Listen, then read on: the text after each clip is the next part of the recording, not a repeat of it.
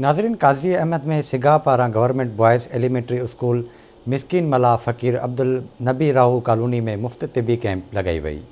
इन हवाले से रिपोर्ट कर रहा है गुलाम हैदर बालादी।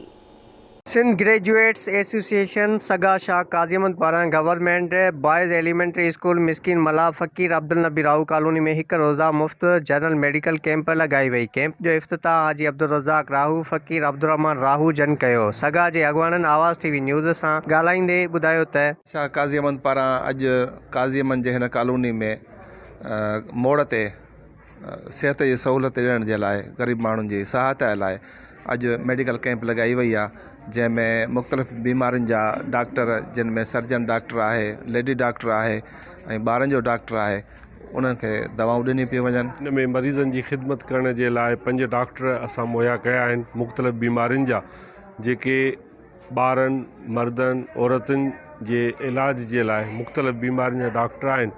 उन सां गॾु गॾु मेडिसिन ॾियूं पिया था। मेडिकल जे लिहाज़ खां अॼुकल्ह अस्पताल में दवाउनि जी खोट जे करे माण्हू परेशान आहिनि। तव्हां ॾिठो आहे त असां वटि केतिरी मेडिसिन आहिनि, हर माण्हूअ खे मेडिसिन मिले पई थी, फैसिलिटी मिले पई थी ऐं फ़ख़ुरु महसूसु कयूं था त असां हिते जे माण्हुनि खे ख़िदमत कयूं पिया था ऐं ख़िदमत जो मौक़ो मिलियो आहे। असां वटि मुख़्तलिफ़ क़िस्म जे बीमारियुनि जा डॉक्टर मौजूदु आहिनि हिते, जंहिंमें पेट्स जे हवाले सां, ॿारनि जी बीमारियुनि जे हवाले सां, गानी जे हवाले सां कुझु डॉक्टर असां वटि आहे, लेडी डॉक्टर, इन खां अलावा जनरल फिजिशियन आहे। हिन महिल ताईं तक़रीबन 300 जे क़रीब ओपीडी थी चुकी आहे। तमामु सुठी ॻाल्हि आहे। जीअं ॿाहिरां जा रिमोट माण्हू आहिनि, उन्हनि में कुझु आम बुखार खां त माण्हू ट्रीट आहे था वठनि, पर कुझु क्रोनिक केसिस आहिनि जंहिंजे लाइ स्पेशलिस्ट चाइल्ड जी ज़रूरत पवे थी।